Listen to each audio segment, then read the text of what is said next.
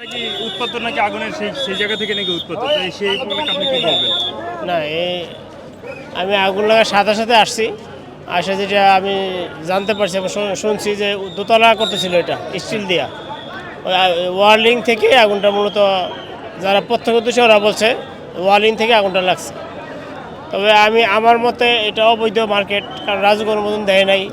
কীভাবে এরা করতেছে এটা আমরা জানা নাই, বহুদিন আমরা না করছি মার্কেট না করতে অবৈধভাবে। এই অবৈধ মার্কেট করে মানুষের দোকানগুলো তো টাকা দিয়ে নেয় দোকানগুলো নিয়ে এই যে ওরা ক্ষতিগ্রস্ত হচ্ছে। আবার কিছুদিন আগে একবার লাগছিল, 1-2 বছর আগে আবার লাগলো আজকে। তো এই ধরনের রাজুকের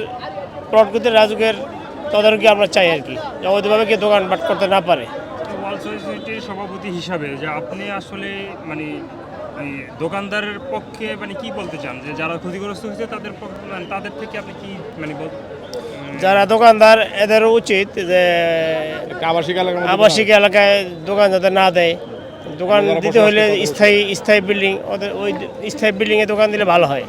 এমনি যত দোকান দিলে যে কোনো সময় দুর্ঘটনা করতে পারে, এরা ক্ষতিগ্রস্ত অনেক হয়।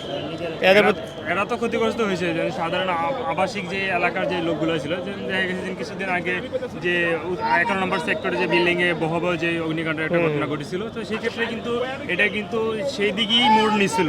এখানে যদি হয়তো তো কিন্তু একটা না এরকম আশেপাশে যত বিল্ডিং ছিল সবই পুরার মানে সম্ভাবনা ছিল। তো সেই ক্ষেত্রে আসলে আপনারা মানে বর্তমান সরকার থেকে আপনারা কি চাইতেছেন, এটা কি বা রাজুকের থেকে আপনারা কি অনুমতি চাইতেছেন? আমরা বর্তমান সরকার রাজুক থেকে যেটা আমরা আশা করতেছি, অবৈধভাবে যে কেউ দোকানপাট দিতে না পারে, 1 নম্বর। আর 2 নম্বর, আমাদের সমস্ত জনগণ যারা বসবাস করে 11 নম্বরে বা অন্য সেক্টরে সবাইকে সচেতন হতে হবে। সচেতনতাই আসল। সচেতন থাকলে এই যে কোনো দুর্ঘটনা সহজেই এড়ানো সম্ভব এবং একত্রীভূত হয়ে মানে এটা আমি মনে করি আর কি। আসসালামু আলাইকুম, আমি Abdul Mannan, zone commander, Dhaka zone 3। আমরা 17টা 38 মিনিট সময়ে আগুনের সংবাদ পাই যে উত্তরা স্কোয়ার সেন্টারের উল্টা দিকে ল্যাব তোষকের দোকান, ফার্নিচারের দোকানে অগ্নিকাণ্ড সংঘটিত হয়েছে।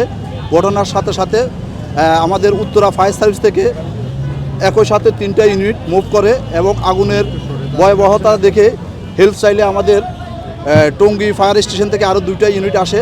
মোট 5টা ইউনিটে আমরা খুব দ্রুততার সহিত অগ্নিকাণ্ডস্থলে পৌঁছতে আমাদের সময় লেগেছিল 4 মিনিট। 17টা 38-এ আমাদের সংবাদ পাই, 17টা 42-এ আমরা এখানে এসে আগুন ফুললি ডবল অফ স্টেজে আমরা দেখতে পাই। মানে আগুনের ভয়াবহতা এমন ছিল যে আশেপাশে যে উত্তর পাশে আপনারা দেখতেছেন যে এখানে আবাসিক কিছু ভবন ছিল, হয়তোবা আমাদের তৎপরতা বা আমাদের যদি দ্রুত সাড়া না দেওয়া হতো হয়তোবা পিছনের যে অ্যাপার্টমেন্টগুলো আছে সেখানেও আগুন যেতে পারতো।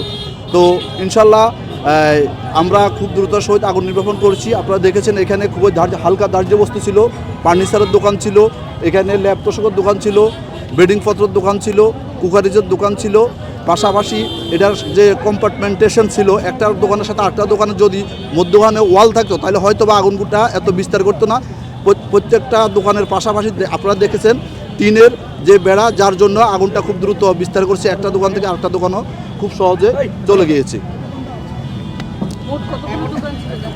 তা আমরা এখনও যেহেতু আগুন কাজ করতেছি, তো আমরা কয়টা দোকান আছে আমরা এখনও এটা কনফার্ম না, তবে 7-8টা দোকান হয়তো হইতে পারে, 7-8টা এরকম দোকান হইতে পারে।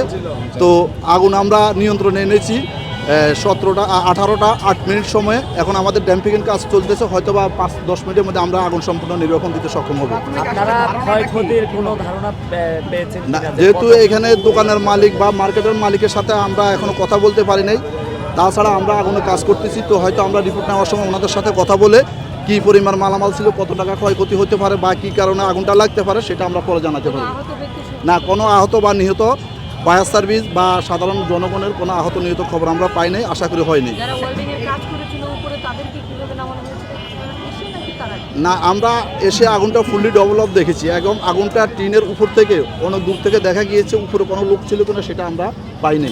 এটা অনুমোদনকৃত কোনো বাজার কিনা? আরেকটি বিষয় হচ্ছে এখানে আরও একবার অগ্নিকাণ্ডের ঘটনা ঘটে, তো আপনারা মার্কেটের যে অবস্থা দেখে বুঝতে পেরেছেন হয়তোবা এটার কোনো অনুমোদন আছে বা নাই এটা আমরা বলতে পারবো না। তো সিটি কর্পোরেশন যেহেতু এই বিষয়গুলো দেখে, সিটি কর্পোরেশন বলতে পারবে এই বাজারের কোনো অনুমোদন আছে কিনা। ধন্যবাদ, থ্যাংক ইউ।